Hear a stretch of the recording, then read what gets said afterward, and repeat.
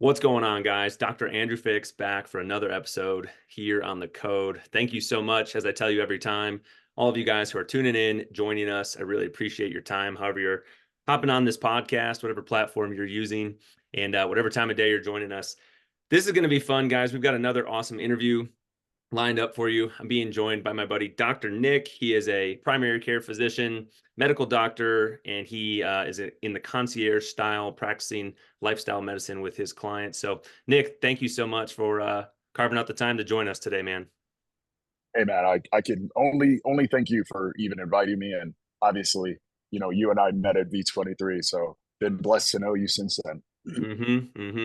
Well, it's interesting because if you guys are seeing the video of this, when it does make it up to YouTube, Nick's wearing a shirt that says movement is medicine. And like he just said, we met at a gym. We were doing fitness together. Then we popped into another gym that he goes to, a CrossFit gym in Denver. And, I think we're going to even get to know each other a little bit better on this podcast. But how we met each other was through the fitness community that we're both a part of. So, Nick, for all of those folks that are tuned in, listening to us on this episode, can you do us a favor and just more thoroughly introduce yourself? Tell us a bit more about you, where'd you come from, and how did you end up becoming a primary care provider? Cool. Quick synopsis. So my name is Nick, Dr. Nick. My last name is long and complicated. So ever since med school, instead of having patients stumble over themselves trying to pronounce it and waste time that I could have utilized to take care of them, I've just told people to call me Dr. Nick, nice and succinct. So I am a primary care physician. I graduated from the Ohio State College of Medicine in 2015. Have been practicing medicine formally as a medical doctor since, allopathic trained medical doctor. Even before that, though, I like to go before that because, to be honest, I think that my foundations preceding medicine fundamentally have shaped my worldview and how I think, and kind of even how I'm able to kind of not even suppress, but um, not let emotion derail my lifestyle choices. So my undergrad was mechanical engineering, and I graduated with a bachelor's of science in mechanical engineering from Michigan State University. And I essentially decided upon graduation that I did not want to spend the rest of my life in a cubicle working in an office, or essentially not even in a cubicle. I know there are many engineers who are not stuck in a cubicle, but I essentially, in as much as I loved everything about engineering, there was something beautifully unexplained to me about the human body that drove my desire to say, okay, cool, I'm going to take this engineering degree, and now I'm going to get the prerequisites that I need for medical school. Yeah. Complete the MCAT, the entrance exam for medical school, and then apply to for entrance into medical school. So really, that was propelled by a desire to just understand the human body on a minute and very in depth level. So yeah, went from engineering into medicine, and it's super interesting because I found out in that transition that obviously, as you can imagine, most doctors, no, most medical students who come into medical school have a background of biology or pre-medicine. Sure, right. So they called students like me non-traditional. That's absolutely a correct nomenclature for us. But I was very surprised that medical schools love engineers. The Sure. amount of the amount of interview requests that I got, not just from Ohio State, but from so many other med schools, I mean, it blew my mind. They just love the way we think, and I came to find out why. So I think that primarily, in as much as I'm a primary care physician, I think that anybody who knows enough about my worldview, who knows enough about my ideology, knows that I am even the way I practice and think about medicine and think about disease, I'm very root cause analysis biased, not necessarily focusing on the, not necessarily focusing on the specifics of treating end disease. I don't necessarily. I'm not going to say I don't care about end stage disease, but I would just say I definitely have a focus and a predilection, a predisposition towards preventing disease. And hey, what are all the things that we can do to minimize the risk of new onset disease? Furthermore, even early onset disease, what are all the things we can do to reverse that disease and get back into a place of homeostasis, get back into a place of wellness? So yeah, that's a little bit about my background. I graduated med school and have been practicing ever since. And I Yeah. think what you noted about us meeting in a gym is very fitting, because actually, so you and I both CrossFit, or at least dabble at. So I actually started CrossFit in my first year of med school. So when I kind of sit back and I think to myself, okay, well, why do I fundamentally think so significantly differently than most other medical doctors? I can think of two things immediately: the engineering background, and then CrossFit. I would absolutely argue that starting CrossFit in my first year of medical school has had such a significant impact on my worldview, on the way that I think about things as it pertains to health. I don't necessarily. I think about health and wellness on a spectrum in terms of kind of the health. What do they call it? The health, fitness, wellness continuum. So there's a spectrum where essentially people who are not very healthy are not able to be very functional. There are fitness things that Mhm. even though people want to only think about fitness in terms of sports, there are very objective parameters of just human function that somebody who is not very well, somebody who is very sick, is not able to complete. So I think that it from a prognostic standpoint, from a uh, from the standpoint of cluing somebody in that, hey, this Mhm. is something you need to address. I think fitness is a huge tool for that. So Yeah. yeah, that's just a little bit about me. Obviously, we can delve into whatever else you want to know. Yeah, let's do it. No, I thought that was a great, kind of overview, and ironic that you graduated from the medical program there at Ohio State the same year that I graduated from PT school. So we've been practicing the same amount of time. And Nice. like you said, I like to dabble a little bit. I'll do the occasional CrossFit workout or CrossFit class. And one of the things that I kind of what you're getting at, one of the things that I appreciate the most about CrossFit, or the way that CrossFit is implemented, is that there is a Mhm. lot of objectivity to it. Things are timed, or there are Absolutely. weights that are used as objective Right. standards, or there's heights of boxes Right. that are used as objective standard. And it allows us to be Right. able to like rank and score and objectify things, which, coming from the world of I played sports my whole life, coming from the world where there is a Mhm. scoreboard, and the scoreboard ultimately rules all in terms of who wins the game, who wins the race, or whatever by the clock. I like having that piece. I like having something as an adult when I'm not playing team sports to use as an objective measure when it comes to fitness. And Yeah. oh, go ahead. Yeah. No, no, I was just going to say, I kind of strongly disagree with that, Andrew, in terms of the scoreboard aspect of CrossFit. Now, do I agree that it is an incredible tool to assess your own capacity at any given time and compare that capacity to the future? Absolutely, cannot Hmm. refute that. However, I would argue that me doing, you've done Fran, right? Have you done Fran, Andrew? Yeah, I've done that workout. Yeah. So yeah, yeah. So 21, 15, 9 thrusters and pull-ups. So I would argue that me doing Fran, right, at 6'2" is different than you doing Fran with the amount of thrusters and the pull-ups. And that's Sure. because fundamentally, as well as I do, given your field of study, anthropometrics Sure. matter, right? So if we're talking about two different people with two different anthropometrics, and we both have to do a thruster, Yeah. I have to impart so much more energy into the bar, which is why personally, I've always found the CrossFit games to be very interesting, because Yeah. I stand back and I'm like, how the hell you can't how are you comparing a man who's 5'6" versus you've got Ben Fikowski? Yeah, I think Ben Fikowski, he's like 6'2". So if he's doing Yeah. the same amount of thrusters, of course, like even if he has perfect technique, he's not going to move that bar Hmm. as much. So I don't think I don't think CrossFit is as good of a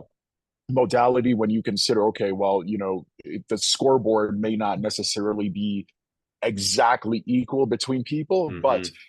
in as much as this may be the truth, and I think a lot of people lambast CrossFit for this very reason that I just brought up, I don't think that you can argue, just given that it is not a potent modality for self-improvement, because I would argue it's one of the best modalities for self-improvement. As somebody who's been doing it for 14 years, even though I'm bigger than the average CrossFit guy, right? I'm definitely bigger than most CrossFit Games athletes who have ever won in terms of height.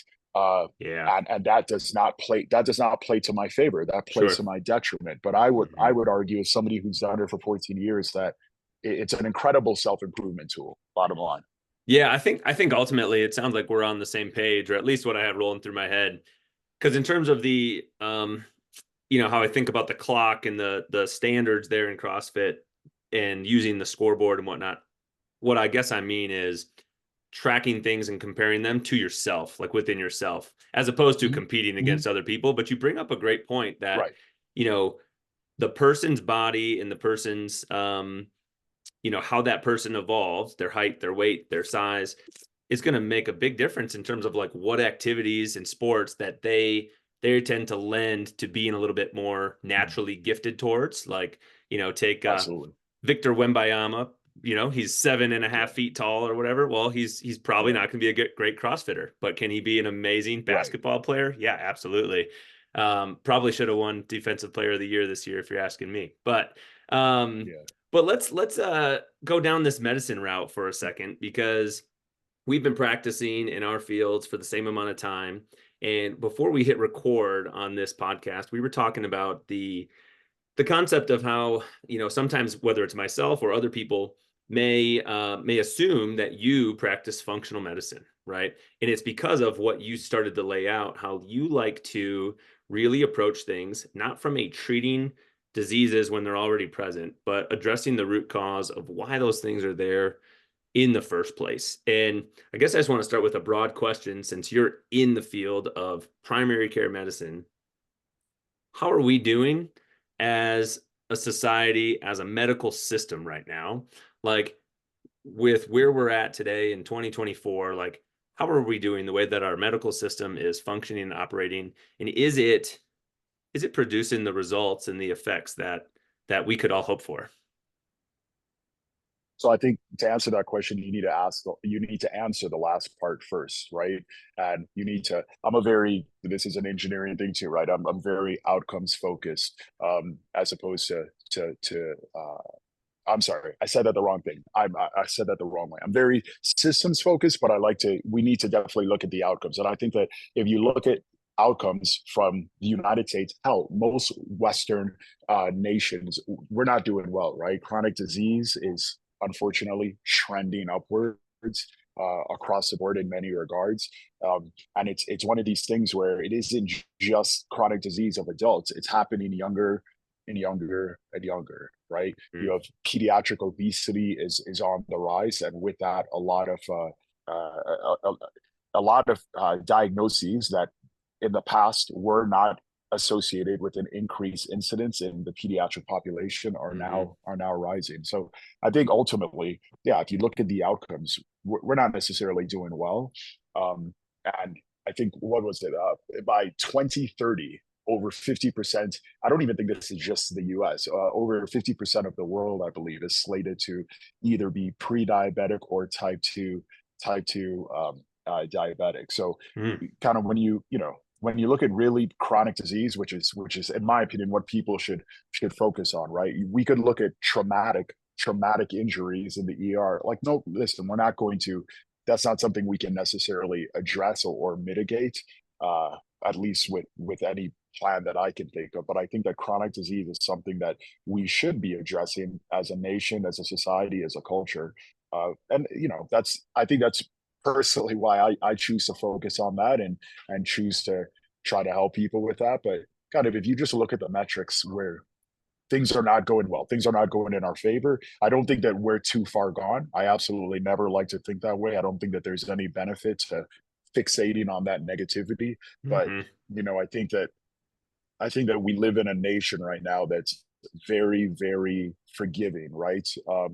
And listen, I'm all about mental health and self care, but I'm also very much about being honest with oneself.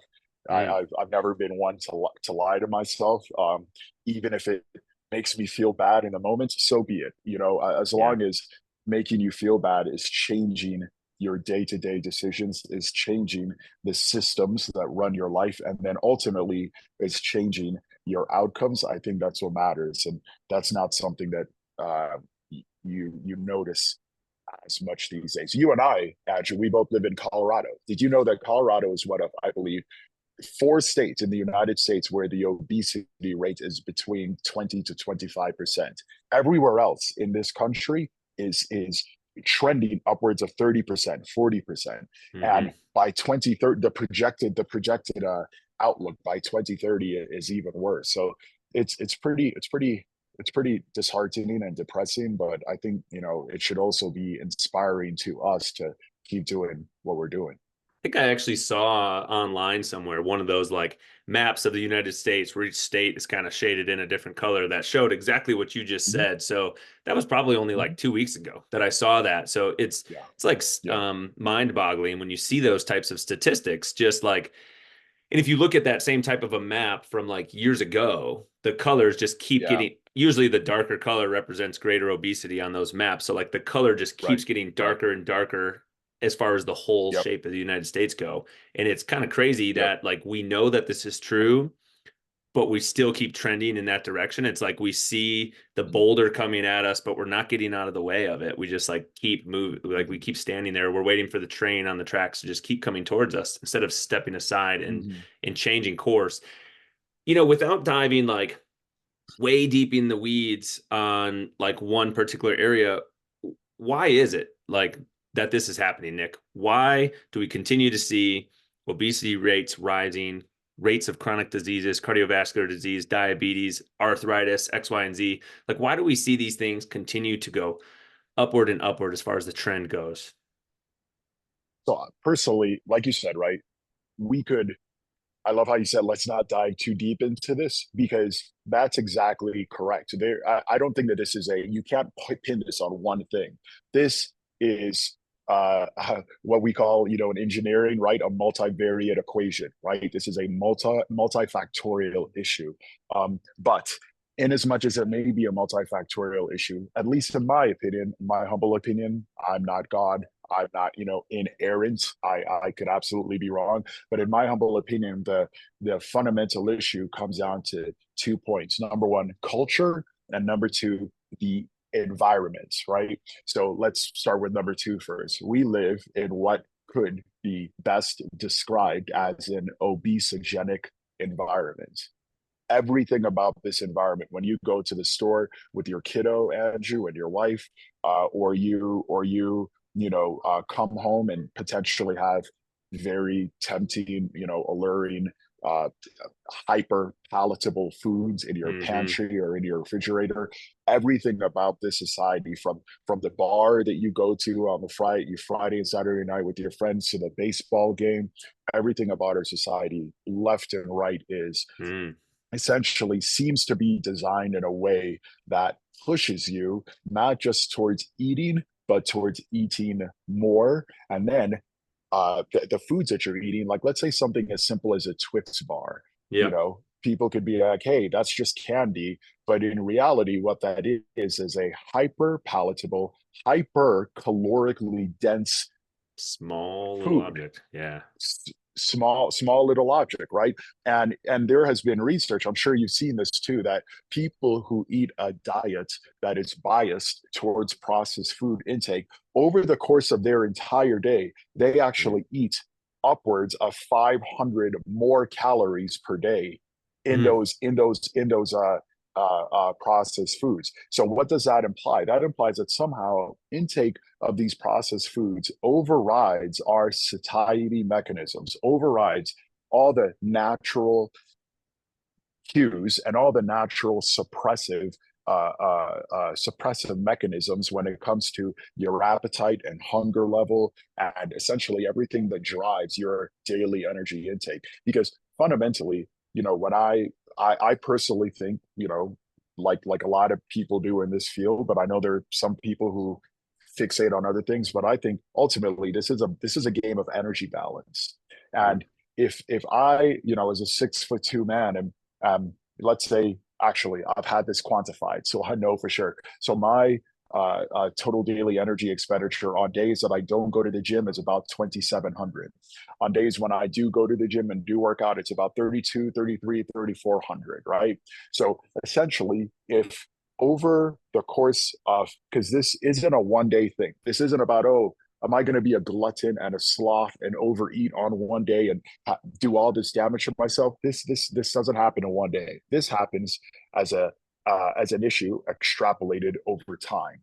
Mm-hmm. So, if I am consistently eating processed foods day in and day out, and now that 33, even if I'm going to the gym, man, and burning 3,200 calories a day, but I'm consistently eating approximately 500 calories more than my total daily energy expenditure per day. Mm-hmm. So now I'm eating 3,700, 3,800 calories. Over time, that positive energy balance will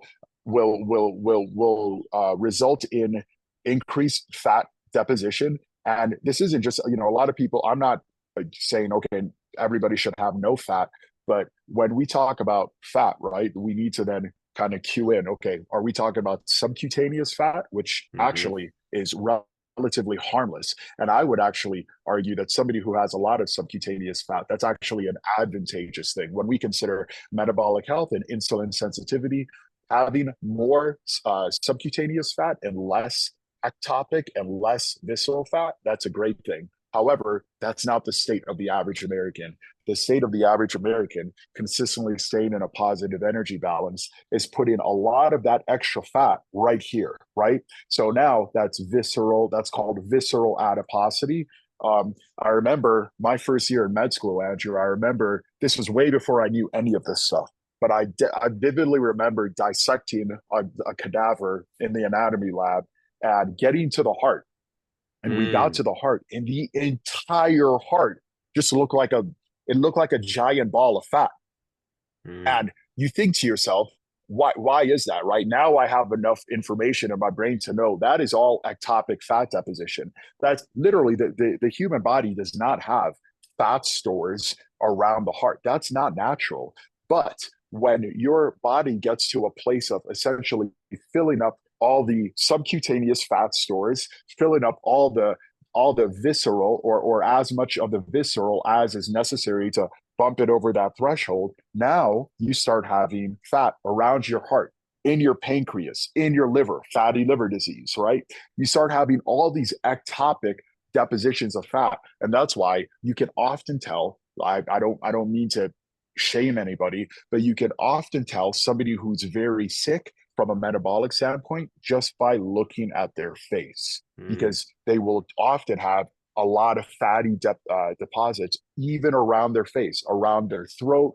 Around their neck. You can literally look at somebody, and I can pretty easily look at somebody and be like, metabolic dysfunction, like without a shadow of a doubt. We could take things to the lab. Sure, we could look at HOMO-IR, fasting insulin, fasting glucose, hemoglobin A1C, all the labs, and it will simply ratify what I can visually confirm just by looking at this person. Yeah. So I'm going off on a rail here. So the obesogenic environment, right? That's step one. But then let's look at, the obesogenic environment we said was number two.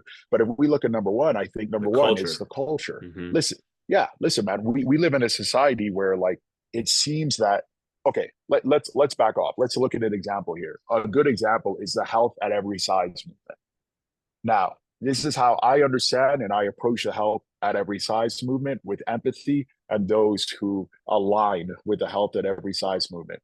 I actually agree that, and this might be surprising, but you have to hear me out. I agree with the health that with the doctrine of health of every size, health at every size. You can absolutely be healthy at any size, but there's nuance there, right? Did you ever watch Did you ever watch the show Andrew, Game of Thrones? Yeah. Love that show. Okay, okay, me too, me too. You remember the mountain, right?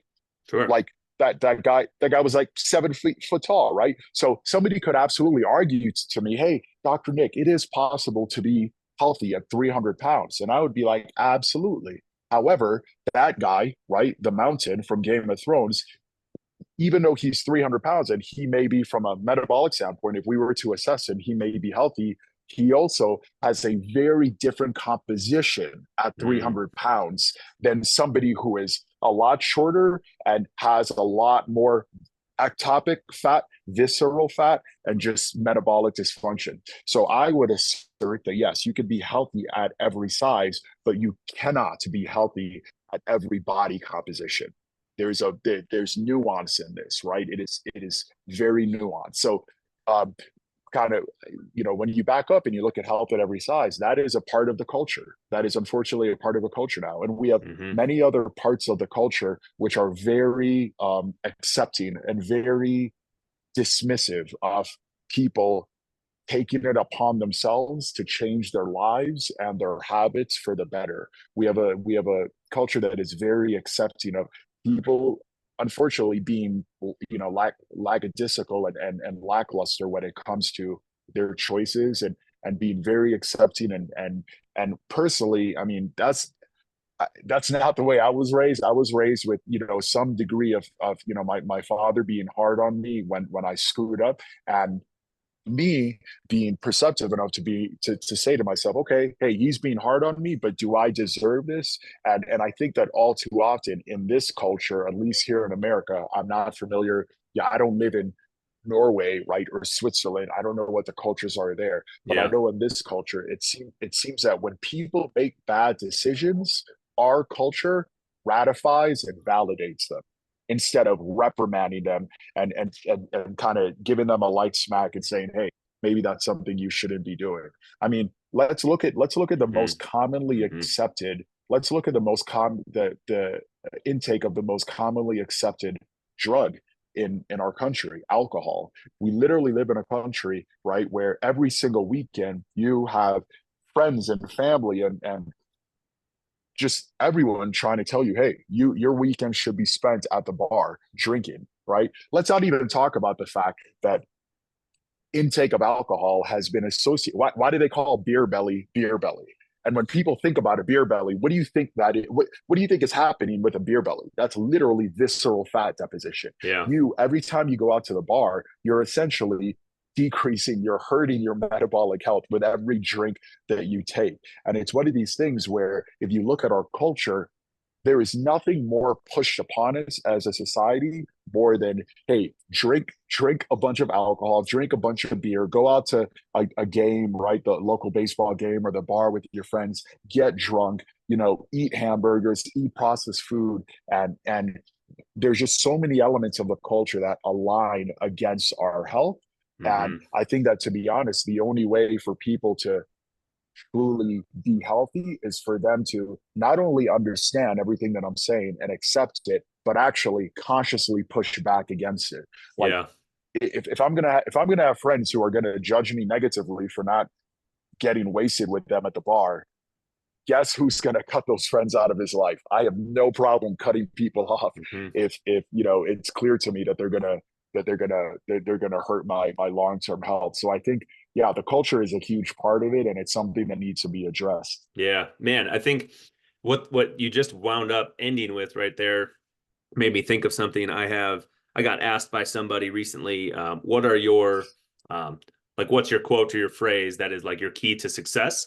And I used to say like do things that push you out of your comfort zone, but I just decided to change it to answer this particular question this time. And I said, like, put yourself around a community that pulls you towards the life that you want to live, right? Or pushes you or pulls you, whatever you want Dude, to, like if you have love it. people, like you just said, that you're trying to make choices for the betterment of yourself, whether that's physically, emotionally, Yes. mentally, whatever, health wise, and you have Yeah. people that aren't Yeah. supporting you, then those are not your people, Yeah. right? And they might be your family Cut them off. members, they might be friends from when you were Yes. in childhood, but those aren't your people Hmm. right now if Yeah. they're not willing to, support you along that journey, even if they're not doing it themselves. Okay, that's fine, but that doesn't mean they should judge or treat you a certain way because you're trying to do it.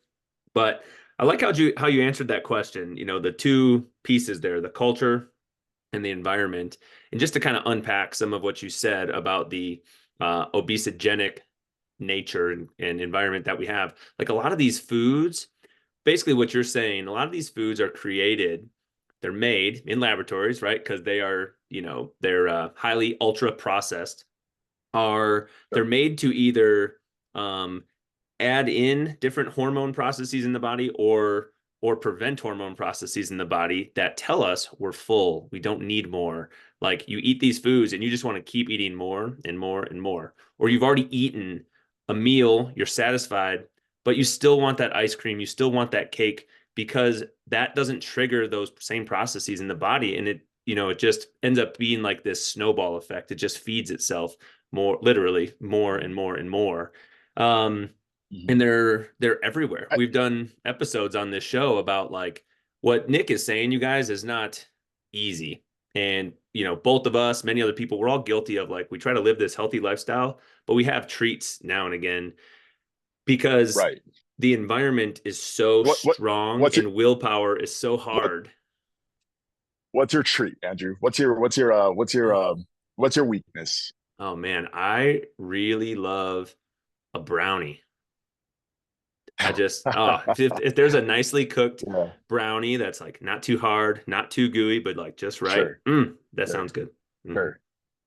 For me, man, it's been gummy bears for like ever since I was a kid, Oh and yeah, to hear you describe get some Sour these Patch these Kids. things, Oh, right? And yeah, Sour Patch Kid. But like, but you have to keep in mind the only reason we say these things, right? You say brownie, I say gummy bears, and then we feel all this euphoria, this internal euphoria, is because the food companies have won. yeah. They've literally won, right? They had a job, and their job was, hey, let's increase the bliss points of this food, this art. Hmm. Yeah, shit. Can we even call this a food? Let's increase the bliss points of this product as Yeah. high as possible and cause as much dopamine and serotonin release as possible. And they've absolutely won. They've absolutely done that. And Hmm. it's frustrating, man. I hate feeling like I'm being manipulated. And when I think about gummy bears or some other foods, I'm like, damn it. Like I wish I could go back in time and just never have those things. Yeah. Right. That way I would have never built the neural pathways, right? That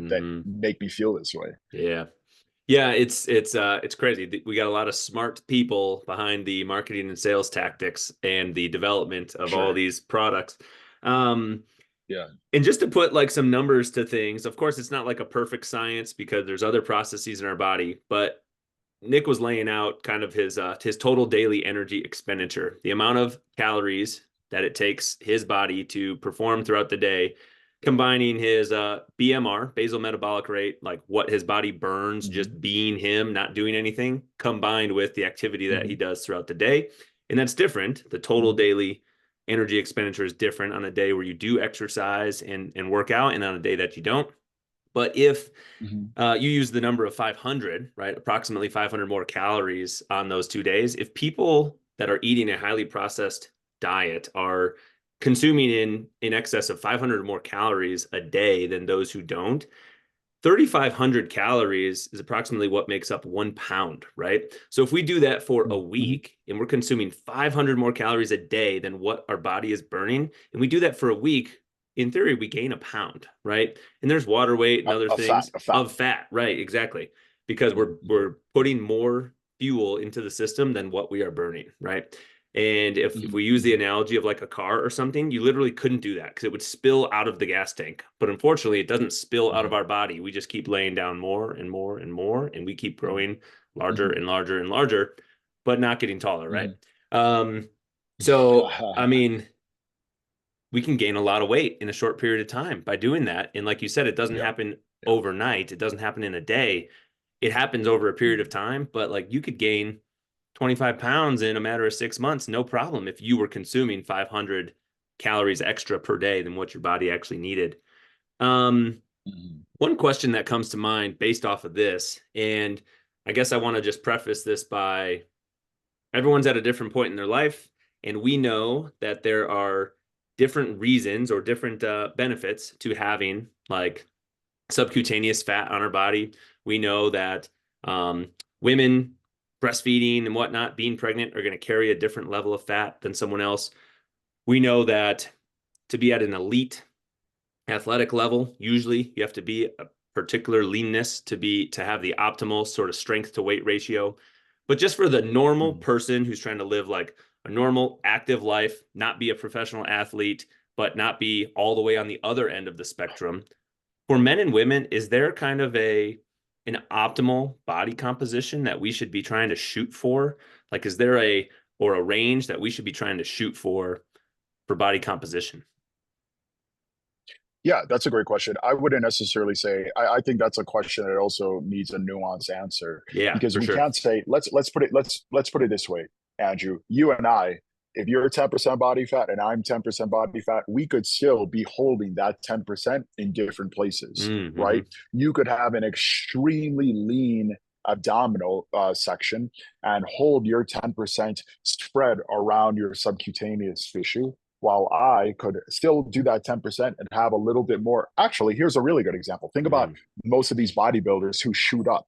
What's one thing you notice with every one of these bodybuilders shoot? Well, not everyone, but a lot of these legit bodybuilders who shoot up, they usually have a protruding belly, right? Mm-hmm. Have you seen that? Yeah. Some of the, yeah, they sometimes have a protruding belly, and as you can imagine, that protruding belly is filled most often with visceral fat.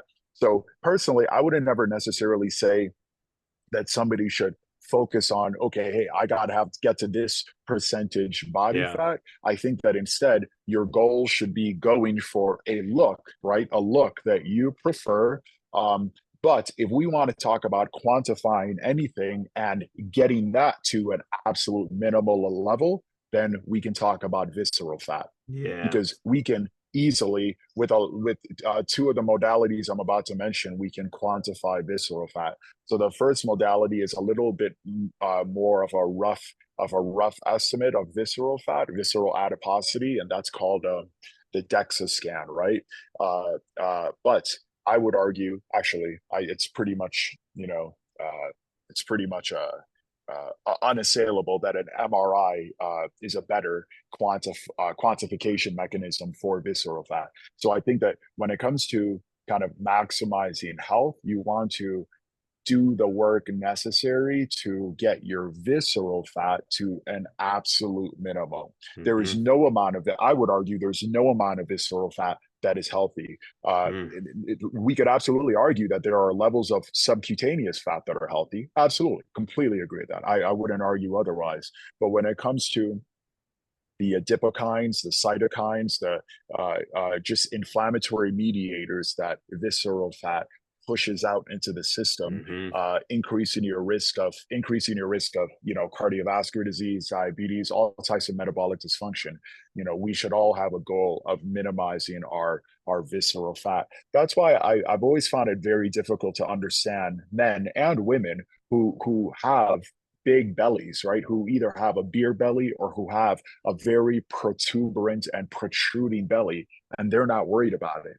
And I'm like, how are you? Do you realize what that is? That's not a place. Your body doesn't want to, other than the greater omentum, right, which should have a certain amount of fat. So the greater omentum is a fatty flap found in your abdomen. But other than that, you shouldn't have you shouldn't have so much fat in and around your visceral organs that it literally causes your stomach to protrude outwards. Mm. And I think that, listen, I'm not over here. You just admitted your weakness to me, brownies. I admitted my weakness to you, candy, right? Specifically gummy bears. And there are some other sweets that I like too.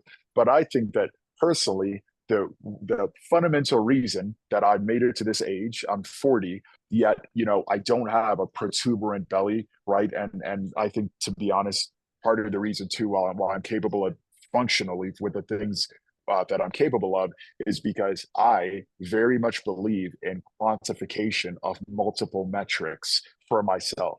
I Mm-hmm. quantify multiple metrics and then trend them over time. So if my belly is getting, if over the course of a couple of weeks or a couple of months I notice my belly is increasing in size, then guess what? because I'm quantifying the metric and because I'm trending the metric, then I can observe it. If you can measure it, you can change it. If you can measure it, you Mm-hmm. can improve it. So, I think fundamentally, I don't understand people who I mean, I wouldn't say I don't understand. I understand that there is an emotional aspect that a lot of people associate with numbers, but I don't think that the answer to that is to ignore the numbers. I don't think that the answer to that is to act like the numbers don't exist, because that's how you end up in the grave all too early. I think that the answer to that is to instead address, okay, I seem to associate a lot of emotions to whether it's the measuring tape and measuring my belly, or it's the scale, or it's any of the other kind of efficacious means Mm-hmm. of measuring oneself and quantifying oneself. I think that as much as possible, it's a very important skill set to develop to get rid of the emotion around these numbers so that you can track them, so that you can over the course, because we're all getting old. It doesn't matter if you're 20 and watching this podcast or you're 60 and watching this podcast. For all of us, time only moves forward. It cannot move back, right? So personally, if you realize that, in Yeah. my mind, then you should also realize, hey, listen, in as much as time moves forward for all of us, I think, Andrew, you have realized, and most people have realized, we don't all age the same. We Mm-hmm. simply don't. There are some people who age much more poorly, and from a biological age standpoint, they are literally, you can look at them and be like, holy hell, you, you are what age? You look like you're 10 years or 15 years older. And then there are other people who you look at them and they look 5 to 10 to 15 years younger than they actually are. And Yeah. there is a reason for this on a cellular mechanistic level, right? There is a reason for this that's essentially, you know, from my understanding, due to oxidative stress within cells, right? Due to either metabolic capacity, metabolic function, or metabolic dysfunction. And this is why, in my opinion, right, these are things that we should be focusing on. If you can quantify these things, you can quite literally not only live better, you can live longer, you can age slower, you can be that person who stands amongst a group of your peers of equal age and you look younger than all of them, right?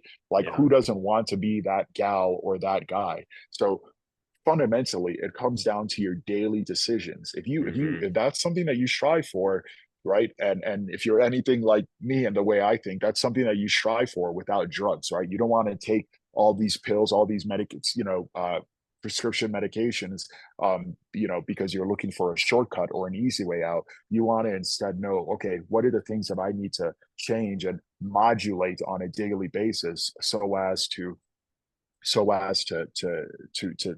down my rate of aging to the absolute minimum. Mm-hmm. No, and that was perfect. You wove that answer in that conversation around to exactly where I was going to mention as you started saying, like, if you can measure it, you can improve it. But a lot of people get emotionally affected negatively by these numbers and tracking things. But at the end of the day, if you want to focus on improving the number, you don't focus on the number. Like you said, you focus on the daily Right. habits. You focus on the things, Absolutely. leading indicators, Right. the daily choices that ultimately drive those numbers in the first place. You don't focus on the scale. You Right. don't focus on the waist measurement. You don't focus on the whatever. You focus on the things that ultimately drive that. You guys can see that Nick's engineering mind is coming out, tracking these numbers, changing these numbers, and I think that's perfect. And we started to get on the topic of uh, body composition, and then you took this as the goal ultimately is not to hit a certain body composition. It is from a health standpoint in longevity. We want to have as minimal visceral fat as we possibly can, and I love that. But one of the reasons why is you kept mentioning like metabolic health and metabolic dysfunction. Can you just sort of like define that for us? Like what does it mean for somebody to be metabolically healthy or the converse, like to have metabolic dysfunction, just so that we understand like what exactly does that mean and why? Because like you mentioned, you know, you think there's people out there that maybe they have a large belly, but they don't really seem to care that much. And I think part of the reason might be maybe we don't understand exactly what that is doing to us from a metabolic health standpoint. We don't know what the real detriments of that are from the inside. So what exactly is that? So I'm trying to think of an analogy that would fit here, and I think I have one. So uh, essentially, at any given time in our body, right, we're hopefully not oxidizing amino acids, the fundamental building block of protein. We're hopefully not oxidizing amino acids because we're not in, a case of starvation or a case of not having eaten for many weeks. So otherwise, then we're oxidizing either carbs or fats for energy. Now, those are two very different fuels to oxidize. One of them, especially when it is the predominant form of oxidation, can lead to something called oxidative stress. So oxidative stress is something that is associated with something called ROS, reactive oxygen species.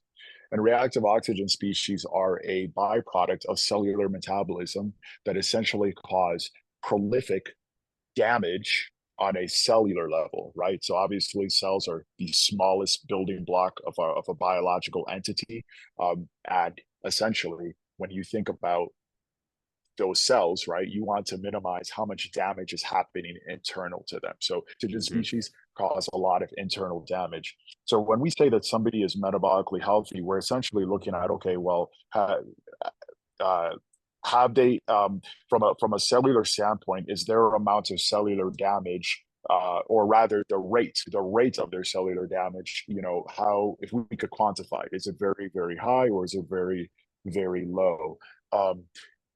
Another way to look at oxidative stress is to look at it from the function of a car, right? So when we think about combustion engines versus an electric car, we can marry the two together in a hybrid car. A hybrid car has both a small battery that it uses and an internal combustion engine. When it's on that small battery, there is essentially no output. There are no waste products. Mm-hmm. But so if you think about that specific case of the hybrid car using that the battery and the electric motors, that is very similar to fat oxidation. That's very similar to the byproducts of cellular metabolism when your body is very good at burning fat. Because fat, from a standpoint of cellular damage, doesn't it causes very low amounts of cellular damage. It doesn't release the prolific reactive oxygen species that carbohydrates do. Now, what's the downside? Just like with the electric battery, just like with the battery and the electric motors in the hybrid car, fat production cannot liberate energy. It's not that it can't liberate energy. Actually, per unit gram, fat has the most amount of energy of all Right. the macronutrients. The problem is that it can't release it fast enough, right? Mm. For, like, let's say you and I are doing a CrossFit workout, Andrew. Most of that workout, especially towards the end of the workout when we're kind of truly gassed and tired, most of that energy is not coming from fat. Because if we look at the other side of the coin, right, of that hybrid car, the engine can generate a lot more power than um, than the electric battery and the motor. I'm sorry, than the electric battery, than the battery and the electric motor in that electric car. But what's the downside of the engine? The engine is releasing toxic fumes. Waste. It's Yeah. releasing Mm-hmm. byproducts, waste products of combustion, right? So that's essentially that is essentially what happens in somebody whose metabolism is fueled predominantly. And by predominantly, I don't just mean just in the gym. When you and I are doing CrossFit, that's a very short 20-minute, 30-minute workout where we're mainly burning carbs because we need that energy quickly.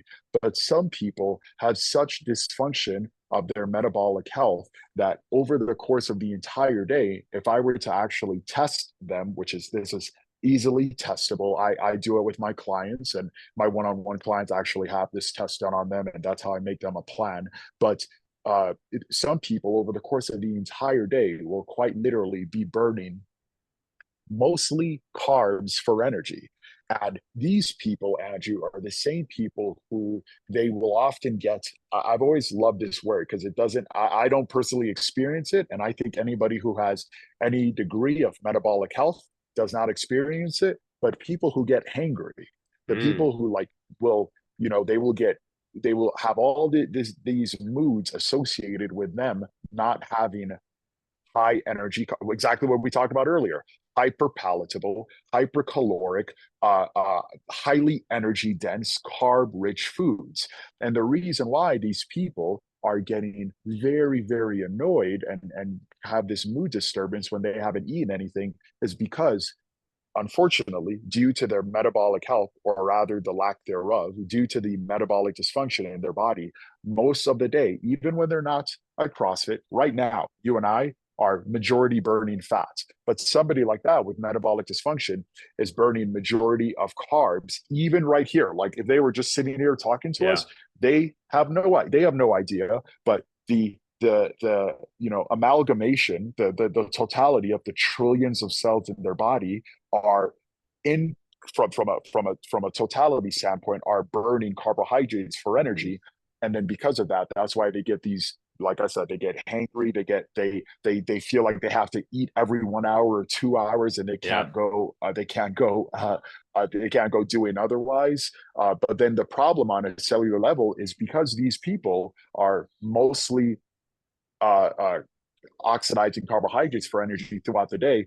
Let's go back to what we said earlier, right? They're not using the battery and the electric motor in Right. their hybrid vehicle. They're using mostly that gas engine, the internal combustion engine, and that internal combustion engine is releasing byproduct after byproduct. Mm, And in the human body, that byproduct is called reactive oxygen species. And this is why you often hear of a term called oxidative stress, and why it's so harmful, and why it's something that none of us should wish upon our worst enemy. Because somebody who has their bodies have a predilection towards um, building up and creating an oxidative stress, that's not somebody who's going to live long. And even if they do live long, that's not somebody who's going to have a very long life uh, uh, health span. I'm sorry, not mm, lifespan. So health span is the duration of your life that you spend healthy.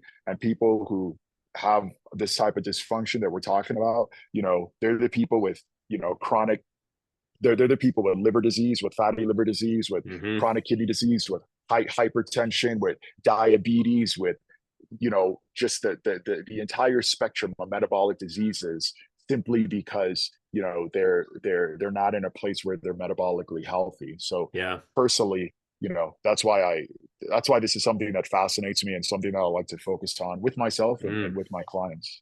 Now, and I think that's one of that oxidative stress and the amount of which that we have and experience in our body.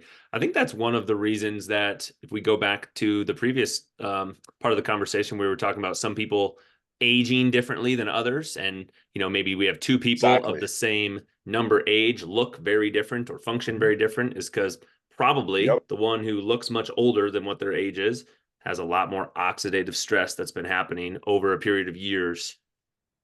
And because of that, cellular damage, Mm, right? So, and this isn't just cellular. Oh, we can't just say cellular damage in your liver or your kidneys. No, no, no. That's not how happens the human body everywhere. works, right? That exactly happens everywhere. So that person with excessive cellular damage, even on their skin, you can literally look at their face and see crow's feet, right? See all Mm. the wrinkles, see the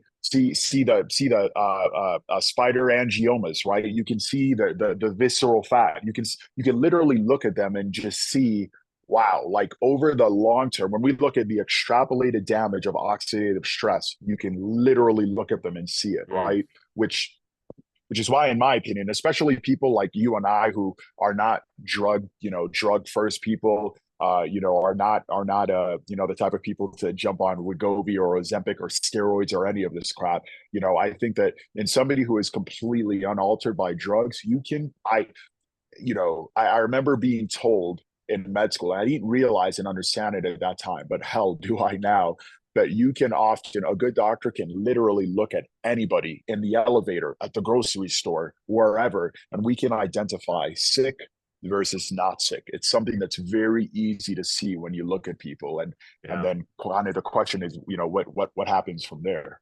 Well, you ask a good question. What happens from there? And that's kind of what I want to ask you. This will be sort of a long-winded question because I know, just like most things that are involved in our health, there's a lot of nuance to these answers.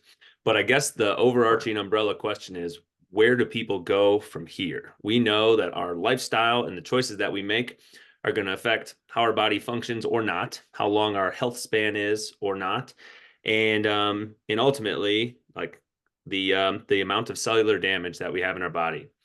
We started our conversation an hour ago talking about the medical system and how we are straying away from like truly understanding and addressing the root causes, and we're treating diseases with things like medications, and we're treating the diseases instead of treating the people from the beginning.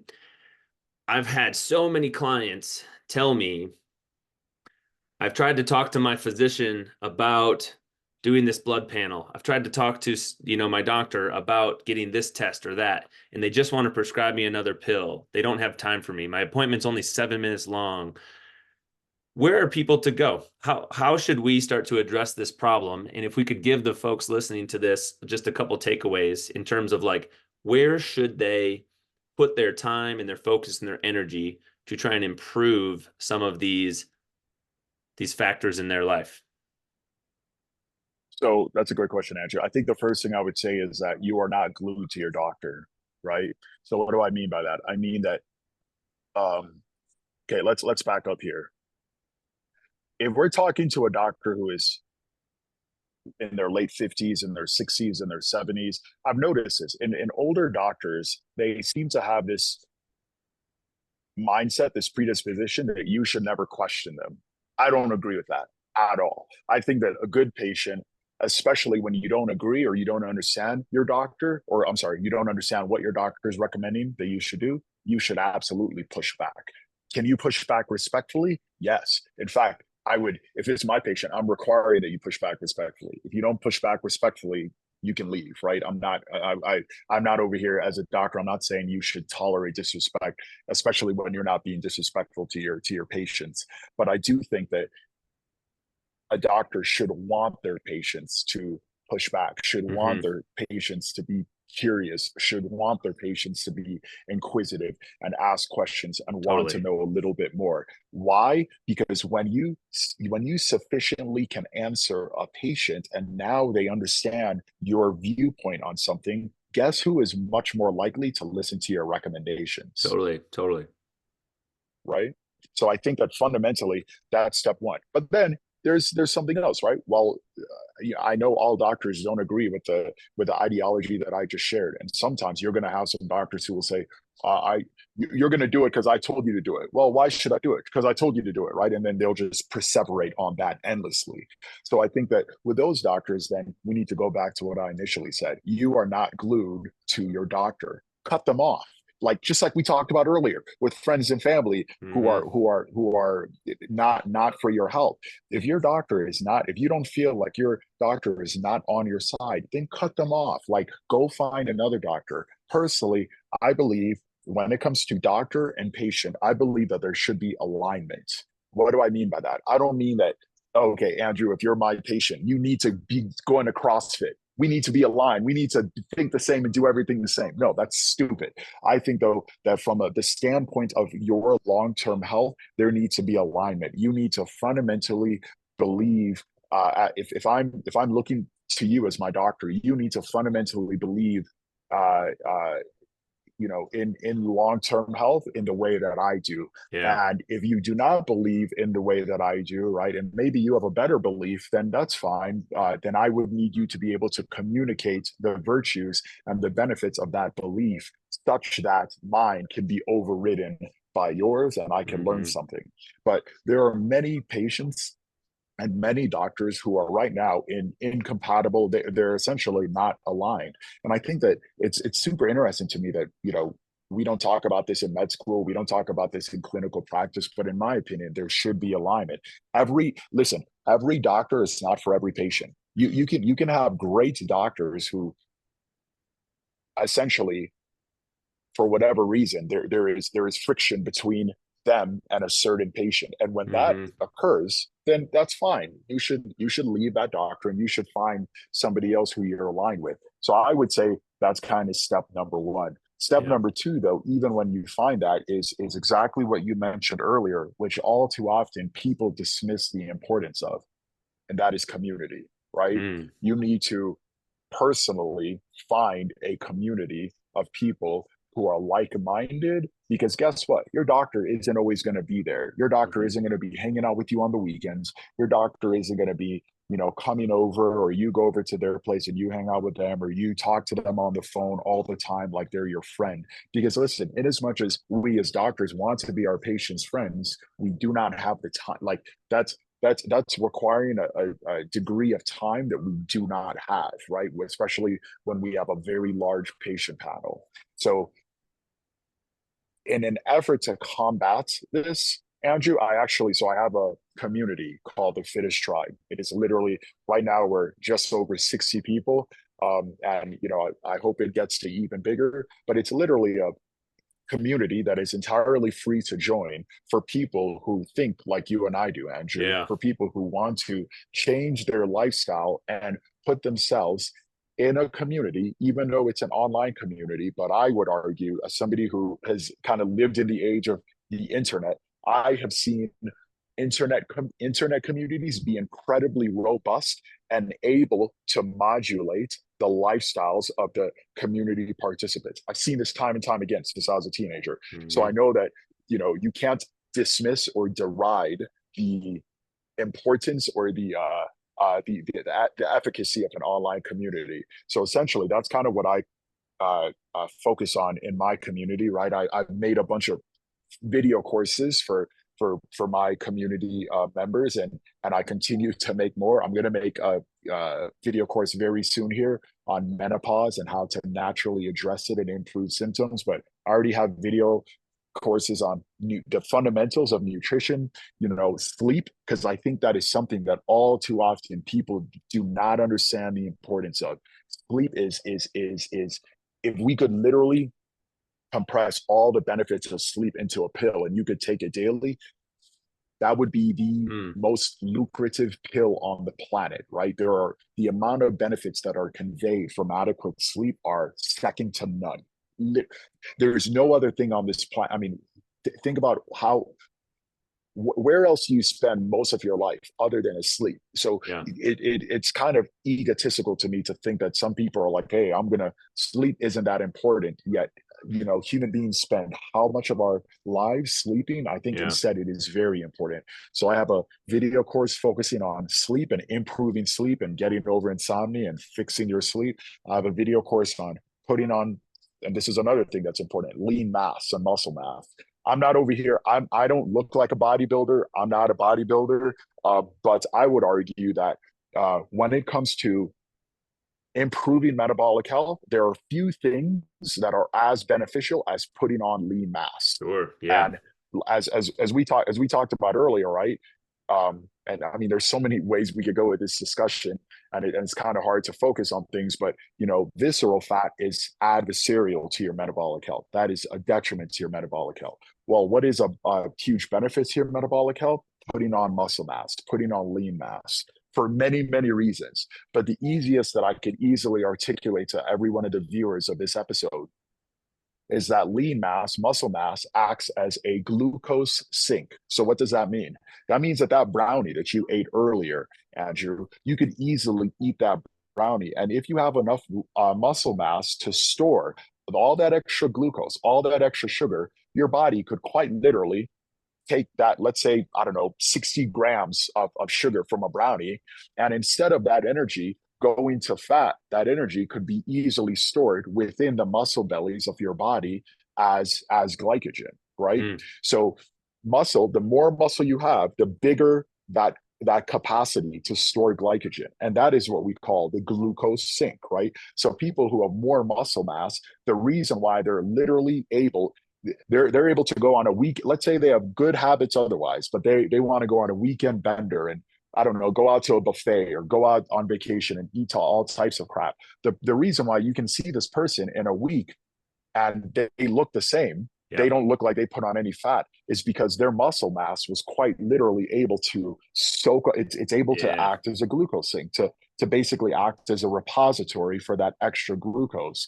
So anyway, so yeah, I have a lean mass course. I have a fat loss course. Like I said, I'm developing a menopause course. I'm developing a testosterone improvement course, which is something that a lot of men obviously struggle with. So Mm-hmm. ultimately, the reason why I'm bringing this up is because I noticed this was a problem many years ago. And I Years. was like, Yeah. okay, I need to essentially figure out a way to develop a community for people who are like, there are many people, Andrew, who are like you and I, who don't necessarily want to wait for the train to hit them full force. They want to prevent disease. They don't want to predispose themselves to it. So I said, hey, you know what? I will make a community that's free for people to join and access and utilize the support and accountability of other people who are like-minded.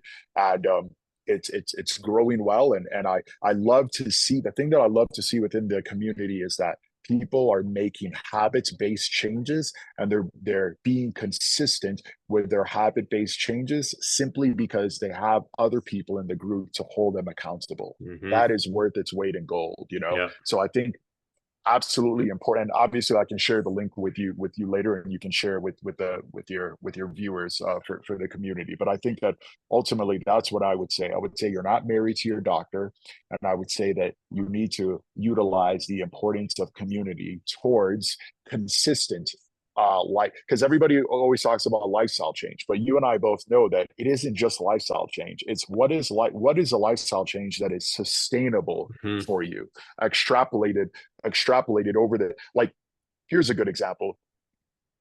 14 years ago, could I have told you, Andrew? Yeah, wow. 14 years from now, I'm still going to be doing CrossFit. There's no way. I would have told you. I'm 100% certain that if you and I would have talked 14 years ago, I would have told you, yeah, man, I'm probably going to quit this within 3 to 6 months because this is hard. This sucks. It's painful. I don't like it. There's no way I'm keeping this up, right? But instead, I've been able to, you know, in as much as I'm not a games athlete and that's not my goal is to find something within CrossFit, which I have found, which is sustainable for me, because only that which is sustainable has benefits, right? Over time, only that which you can be consistent with Mm-hmm. as compounding. Everybody always talks about what do they call it? Compounding? Compounding No, interest or something. damn it. Yes, thank you. Compounding interest, right? Compounding interest is not just money. Compounding interest is pretty much every metric of your health. And given that fact, you know, consistency needs to be the main determinant factor that you are assessing before you start absolutely anything. You need to think in your head, will this be sustainable for me? Is this Mm-hmm. something that I can possibly see myself being consistent with over the course of days, weeks, months, years, decades? If it's not something that you can see yourself being consistent with, then why waste? We all only have so much time on this planet. Yeah. Why waste time with something you cannot sustain when there are other things on this planet, though they may be unexplored, so you do have to explore them, but there are other things on this planet you can find that are sustainable for you and you can be consistent with. And because you can be consistent with the results, the benefits you can get from it when kind of extrapolated over time will be that much higher. So long answer, but I hope it answered everything. No, long answer, but an awesome way to kind of wrap this up because, like we mentioned earlier, these changes, well, excuse me, the changes, but also like the the things that we need to change, the gaining of weight, the ruining of our metabolic health, the loss of mobility and X, Y, and Z, like these things don't happen overnight. These happen slowly, Exactly. incrementally over days and weeks and months and years. And in order to Mhm. change them, to reverse them back the other way is going to take the exact same consistency. And without that, you're Mhm. not going to see these things change. You know, we can't lose Mhm. weight overnight. We can't gain weight overnight. We can't increase our back squat overnight by just throwing more weight on the bar. We're going to have to put in the work and put in the time and the consistency to see those things improve. So I think the way that you kind of answered that question with not being married to the doctor And ultimately, it sort of sounds like you're saying, like, we have to take our health into our own hands. We have to be the ones that are Yes. driving the bus in terms of like where we are going with our health. And we can't expect somebody Mhm. else to do it for you. But what you can do is you can find a tribe or a group of people that are rowing in the same direction Mhm. as you that are going to help you get to the Mhm. destination that you're looking for. And we all need that. Like community is so important for every human being. Like having people that they can turn to and rely on, whether that's for accountability or just to have there from a camaraderie standpoint. So I thought that was great. Nick, the only thing I want to wrap up with is you had mentioned the fittest tribe, and we'll put that information there in the show notes. But any other like main pieces online where people can find you? Yeah. So pretty much all across the board on different social medias as the fitness doc. The one that I'm posting the most on right now under that username is Instagram. Though soon enough I'll be branching back out to Facebook, to YouTube, to X. But yeah, for right now, the biggest place or kind of the main place that I'm posting is Instagram, and yeah, would love to connect with anybody who found this episode useful or beneficial in any way. And obviously, Andrew, I appreciate you having me on, and you and I just being able to have a conversation about this. And yeah, man, I appreciate everything you're doing. Oh man, absolutely. Well, you guys, we'll put all that in the show notes. I think it's pretty obvious from this conversation that you can feel and hear Nick's passion for how he's approaching medicine with his clients and how we should be approaching this from a lifestyle and health span standpoint. So we appreciate you hopping on this podcast and all of you that tuned in to listen to the code this episode. Thank you again for spending your time with us. We are trying to get this show out to more and more people. We have a goal of trying to get to 200 5-star reviews on this podcast. So whatever platform you're on, if you've not already done so, scroll down to the review section, leave a review on there, ask us some questions if you got them, and we hope to catch you on another episode of The Code. Thanks, guys.